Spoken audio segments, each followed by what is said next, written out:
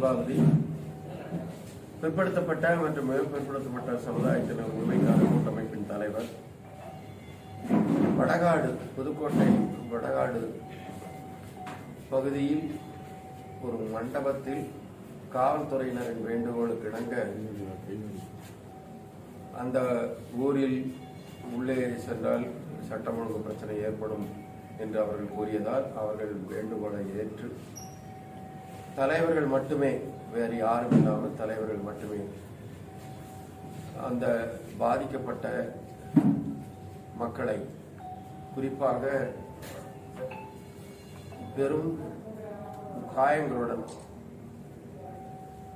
கைது செய்யப்பட்ட 21 பேரில் 7 பேர்களுக்கு கடுமையான காயங்கள், 2 பேர் இன்றைக்கு மீண்டும் மருத்துவமனையில் அனுமதிக்கப்பட்டிருக்கிறார்கள்.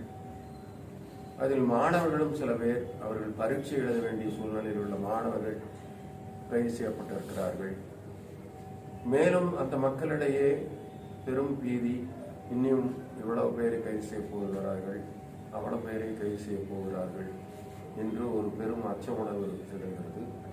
ஆகவே அந்த மக்களை சந்தித்து உண்மை நிலவரம் என்ன என்பதை அவர்களுடன் அளவலாவி அல்லது விவாதித்து எந்த முடிவானாலும் அது வன்முறையில் ஈடுபடவோ சட்டம் ஒழுங்கை பாதிக்கக்கூடிய வகையில் இருக்கக்கூடாது என்பதையும், கைது செய்யப்பட்டவர்கள் மிக கடுமையான சட்டத்தின் கீழ், அதாவது SC/ST ஆக்டின் கீழ் கைது செய்யப்பட்டிருப்பதால் நீண்ட நாட்கள் அவர்கள் சிறையில் இருக்க வேண்டும் என்று அவர்கள் அஞ்சுவதால் அதற்கு சட்ட ரீதியான ஒரு முடிவு எட்டப்படும் என்பதையும் அறிவுறுத்தியும், மீண்டும் கைதுகள் தொடரும் என்ற அச்சத்தை பொறுத்தவரை சென்ற அமைதி பேச்சுவார்த்தையில் மாவட்ட நிர்வாகத்தில் மாவட்ட ஆட்சித்தலைவர் அவர்களும் காவல்துறை கண்காணிப்பாளர் அவர்களும் இருவரும், அந்த இருதரப்பு மக்களும், பட்டியலின சகோதரர்களும் முத்திரையர் OBC சகோதரர்களும் அமைதி காப்பதாக உறுதி கூறியதன் பேரில் மேற்படி கைதுகள் இருக்காது, மேற்படி பிரச்சனைகள் இருக்காது, மேற்படி யாரும் எந்த விதமான தீவிர நடவடிக்கையிலும் ஈடுபட வேண்டாம் அல்லது ஈடுபடுவதை தவிர்க்க வேண்டும் என்று கேட்டுக்கொண்டதை ஒட்டி அந்த மக்கள் அமைதி காத்து வருகிறார்கள்.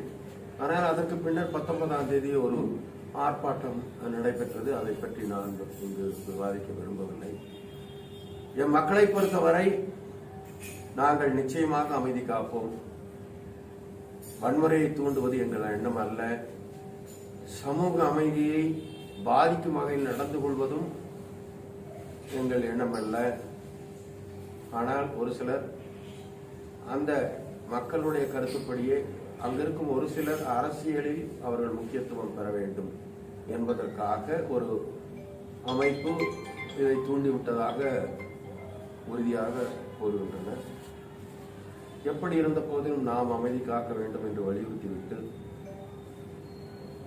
மாவட்ட ஆட்சித்தலைவரும் மாவட்ட காவல் கண்காணிப்பாளரும் எமது மக்கள் அமைதி காப்போம் என்று உறுதி கூறிய பின்னர் மீண்டும் மீண்டும் கைதுகளை தொடர்வார்களானால் அது மாவட்டம் அல்ல, மாநிலம் தழுவிய போராட்டமாக மாற வாய்ப்புள்ளது என்பதையும் தெரிவித்துக் கொள்கிறேன். நன்றி. ஒரு சார்பா இந்த வழக்கு ஒரு சார்பா போகுதுன்னு நினைக்கிறீங்களா நீங்க? நான் யாரையும் குற்றம் சாட்ட விரும்பலைங்க. நடந்தவைகளாக இருக்கட்டும், நடப்பவைகள் நல்லவைகளாக இருக்கட்டும். அந்த கிராமத்தில் உள்ள இரு சாராரும் அமைதி காக்க விரும்புகிறார்கள். ஆகவே இப்ப இருக்கிற சூழ்நிலையிலே ஒரு பக்கம் 21 பேரும், இன்னொரு பக்கம் 6 பேரும், மொத்தம் 27 பேர். அதில் ஒரு பக்கம் 7 பேர் சீரியஸ்லி இன்ஜூர்டுங்க. ஏன்னா மறுபடியும் இன்னைக்கு 2 பேர் ஹாஸ்பிட்டலில் சீரியஸாக அட்மிட் ஆயிருக்காங்க OBCல இருந்து. அதனால இதை பிரிசிபிடேட் பண்ணாம ஃபர்தரா 2 தரப்புமே நல்லா அந்த கிராமத்தில் ஒரு சமூக அமைதி நிலவணும். ஏன்னா கேஸுங்கிறது இன்னைக்கு வரும், நாளைக்கு போகும். அந்த மக்கள் ரொம்ப நாள் இருக்கணும், அவங்க உறவுகள் அங்கே ரொம்ப நாள் இருக்கணும், எல்லாரும் நிம்மதியாக இருக்கணும். அதனால இந்த சமூகங்களிடையே முதலில் அந்த ஒற்றுமை நிலவுவதற்கு அரசும் மாவட்ட நிர்வாகமும் இதுக்கு மேல பிரசிபிடேட் பண்ணாம இருக்கணும். நாங்க கூட இன்னைக்கு எஸ்பி கேட்டதன் பேர்ல நம்ம போய் பேசவோ எதுவோ இல்லை. அவங்களுக்கு ஒரு வென்டிலேஷன் வேணும். ஏன்னா ஆர்ப்பாட்டத்துக்கு பின்னாடி நாங்களும் ஆர்ப்பாட்டம் பண்ணணும், ஃபர்தர் அரெஸ்ட் இருக்குதுன்னு அவங்க பயப்படும் போது அவங்களுக்கு இல்லை அது மாதிரியெல்லாம் இருக்காது அப்படின்னு மாவட்ட நிர்வாகத்துக்கிட்ட நான் தொடர்பு கொள்ள முயற்சித்தேன். டெப்டி சிஎம் ஏதோ வராருன்னு எல்லாம் பிஸியாக இருக்காங்க. ஸோ நாங்கள் நம்புகிறோம் அவங்க ஃபர்தராக ப்ரெசிபிடேட் பண்ண மாட்டாங்கன்னு. நிரந்தர அமைதிக்கும் ஓபிசி மக்கள் தயாராக தான் இருக்கிறாங்க. அதில் எந்த விதமான இது இல்லை. நம்ம குற்றம் ஏற்கனவே ஒருத்தர் குற்றம் சாட்டிட்டு போயிட்டாரு. நானும் அதை திருப்பி செய்ய விரும்பலை. இந்த அடுத்த கேள்வி சார், இப்போ கடந்த 3 நாளுக்கு முன்னே இங்கே பூக்கட்டி வந்த தொழில் திரும்ப இந்த விசாரணை சிபிசிஐடி விசாரணை வேணுங்கிறாரு.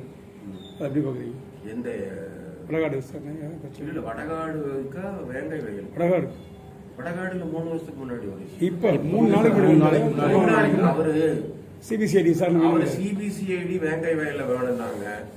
சிபிசிஐடி 397 விட்னஸ் விசாரிச்சு டிஎன்ஏ டெஸ்ட் எல்லாம் எடுத்து சயின்டிபிக்கா ப்ரூவ் பண்ணி 3 பேருக்கு கைது பின்னாடி சிபிசிஐடியில பல கட்சிகளும் அவரும் அதுல திருப்தி இல்லை. அவங்க எங்கிட்ட சொன்னாங்க அப்படியெல்லாம் எதையும் சொல்றாங்கிறாங்க.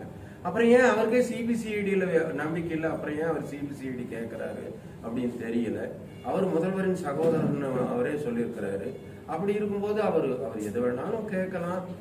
பட் ஆனா சிபிசிஐடி மேல அவர் வேங்கை வயல் பிரச்சனையில ஒரு சயின்டிபிக்கா இன்வெஸ்டிகேட் பண்ணி 397 விட்னஸ் விசாரிச்சு blood group of excreta tallies with the blood group of the accused அப்படின்னு சொன்ன பின்னாடியும் அதை ஒத்துக்கல.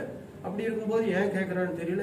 எங்களை பொறுத்த வரைக்கும் என்ன என்கொயரி வேணாலும் பண்ணட்டுங்க, சிபிசிஐடி என்கொயரி வேணாலும் பண்ணட்டும். என்ன ஏன்னா வெளிப்படையா நடந்தது இது.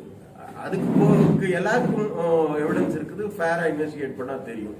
அதுல ஒன்றும் புலனாய்ந்து அதுல கண்டுபிடிக்க வேண்டியது என்ன இருக்கான்னு தெரியல.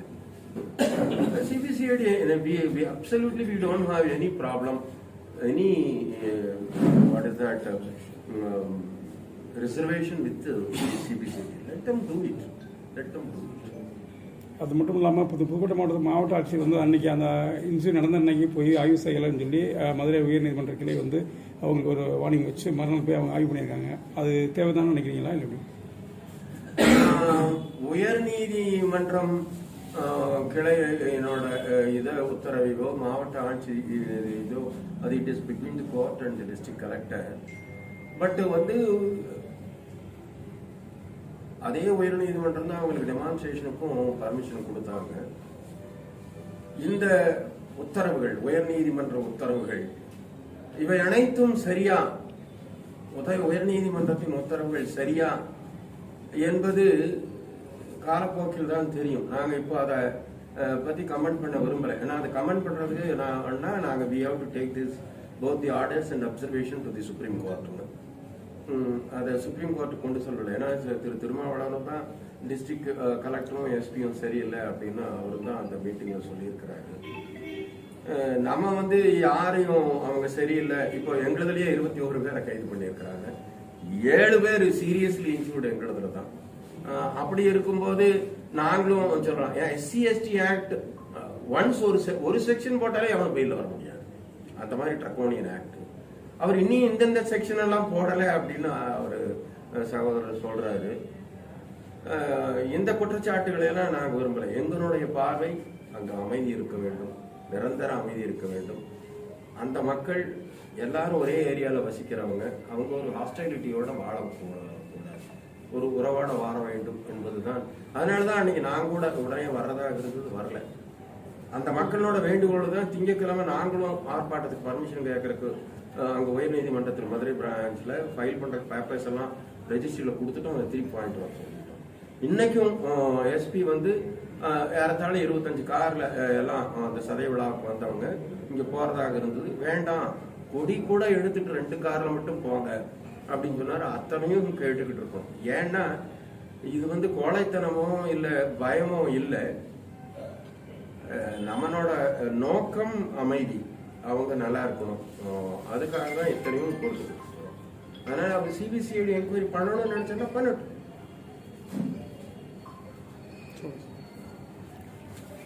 ஓகே.